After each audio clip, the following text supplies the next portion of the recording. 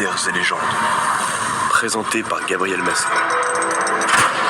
Vous avez sans doute déjà entendu parler de Barbe Bleue, un personnage sanguinaire dans un château sinistre. D'où vient son histoire? A-t-il réellement existé? C'est ce que nous allons découvrir ensemble dans ce nouvel épisode de Mystères et légendes. Déjà, ce qu'il faut savoir, c'est que Barbe Bleue est le personnage principal d'un conte populaire dont la version la plus célèbre est celle de Charles Perrault, paru en 1697 dans l'ouvrage Les Contes de la Merlois. Intitulé tout simplement La Barbe Bleue, le conte dans lequel il apparaît met en scène un homme très riche, mais dont la barbe à la couleur bleue effraie et repousse tout ce qui le voit. Malgré cela, il s'est déjà marié à plusieurs reprises, mais à chaque fois, ses épouses ont fini par disparaître. Les femmes du voisinage se méfient, aucune ne veut plus l'épouser, sauf une qui finalement accepte, séduite par ses richesses.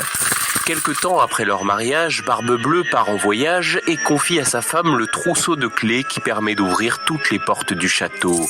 Il lui dit qu'elle peut aller partout, sauf dans une seule pièce dont il lui interdit formellement l'accès.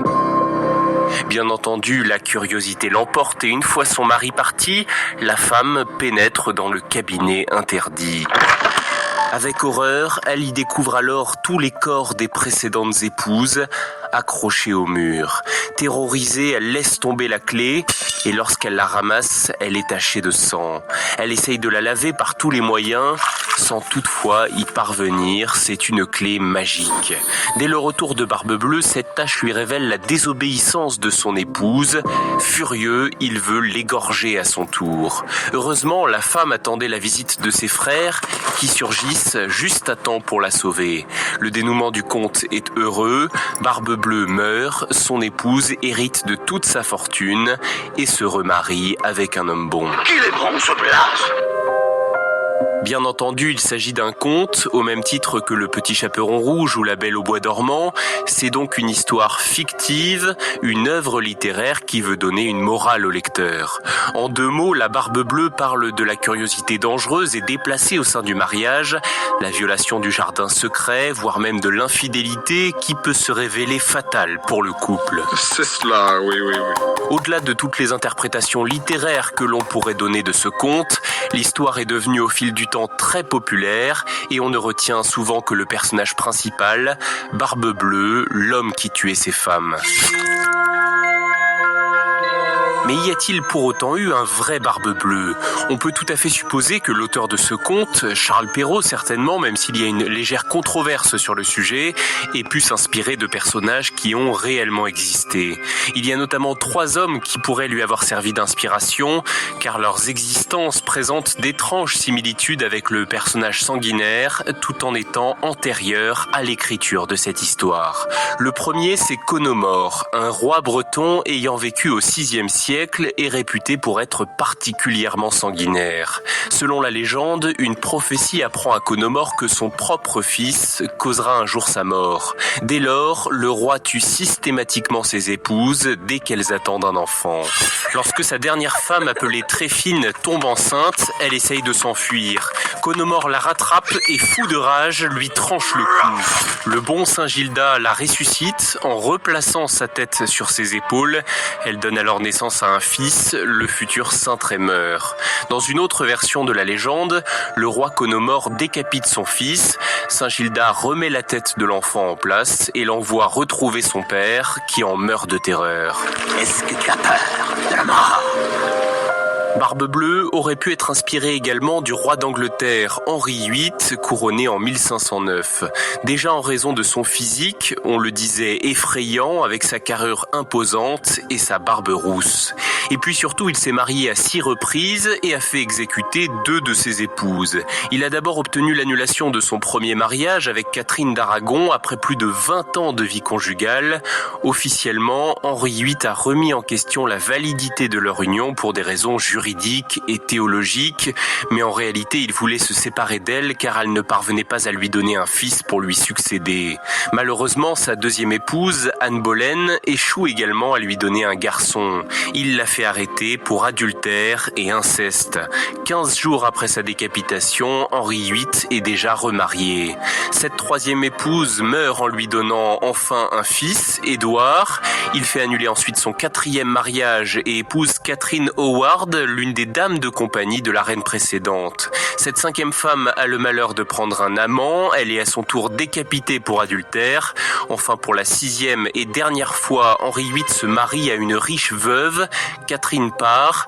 4 ans après, c'est le souverain qui meurt à l'âge de 55 ans. Son décès pourrait être lié à son obésité selon certains historiens.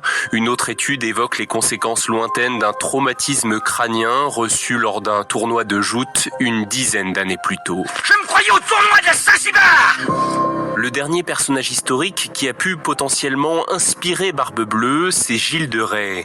De son vrai nom, Gilles de Montmorency-Laval, baron de Rais, il était le seigneur de Pouzauges et de Tiffauges au XVe siècle. Gilles de Rais a été fiancé successivement à 2 jeunes filles nobles sans que les projets de mariage n'aboutissent. Il épouse finalement sa cousine, Catherine de Thouars, faisant fi de leur consanguinité et des litiges qui opposent leurs 2 familles. Gilles l'enlève pour l'épouser dans une chapelle sans attendre l'accord de l'église. Leur union est d'abord annulée et déclarée incestueuse, mais l'évêque d'Angers finit par régulariser leur situation et célébrer leur mariage en bonne et due forme en 1422. Contrairement à l'histoire de Barbe-Bleue, Gilles de Rais n'a pas tué sa femme, c'est même elle qui lui survivra. De son vivant, c'est un grand seigneur, considéré comme un des héros de la guerre de 100 ans, ayant combattu aux côtés de Jeanne d'Arc. Le roi Charles VII, pour montrer sa reconnaissance, lui a accordé le privilège d'ajouter à son blason une bordure de fleurs de lys sur fond d'azur. Pourtant, en 1440, Gilles de Rais est exécuté par la cour séculière nantaise pour hérésie, sodomie et meurtre de 140 enfants ou plus. En effet, durant son procès, les restes des victimes auraient été exhumés par certains de ses serviteurs qui avaient connaissance de ces crimes. Leur maître les aurait enjoints de retirer d'une tour près de son château de Machecoul les ossements desséchés afin de les faire disparaître. Gilles de Rais se serait débarrassé des corps en les brûlant, mais aussi en jetant les cadavres dans les latrines des châteaux dans lesquels il était de passage. Les historiens s'interrogent sur la fiabilité des méthodes d'investigation de l'époque, mais quoi qu'il en soit, peu à peu, l'histoire populaire n'a retenu que cette barbarie qui lui a valu le bûcher. Voilà pourquoi il est désormais souvent appelé le Barbe-Bleue nantais. Bien sûr, Conomore, Henri VIII et Gilles de Rais sont 3 possibles inspirations du personnage de Barbe-Bleue. Il s'agit d'une sélection et non d'une liste exhaustive. Établir une telle liste est évidemment impossible. De nombreux hommes ont aussi été surnommés en référence au conte de Charles Perrault. C'est le cas par exemple du tueur en série français Henri-Désiré Landru. Il a tué entre 1915 et 1919 des femmes célibataires ou veuves qui venaient le rencontrer suite à des petites annonces matrimoniales publiées dans les journaux. Landru agissait sous un faux nom afin de récupérer leurs biens, puis se débarrasser d'elles de manière assez violente, assez gore. On se souvient de lui comme le Barbe-Bleue de Gambet, du nom de la villa où il a assassiné une partie de ses victimes. Pour conclure, on peut dire que Barbe-Bleue ce n'est pas une personne en particulier, ni seulement un personnage de fiction, c'est devenu au fil du temps un surnom attribué aux hommes dont les actes terrifiants rappellent ce personnage sanguinaire. Merci d'avoir écouté cet épisode, j'espère qu'il vous a passionné. Il a été coécrit par Candice de Gatine et moi-même, Gabriel Massé. Si ce podcast vous a plu, n'hésitez pas à vous abonner à la chaîne Mystères et Légendes en activant les notifications et à déposer dès maintenant 5 étoiles et un bon commentaire. À très bientôt.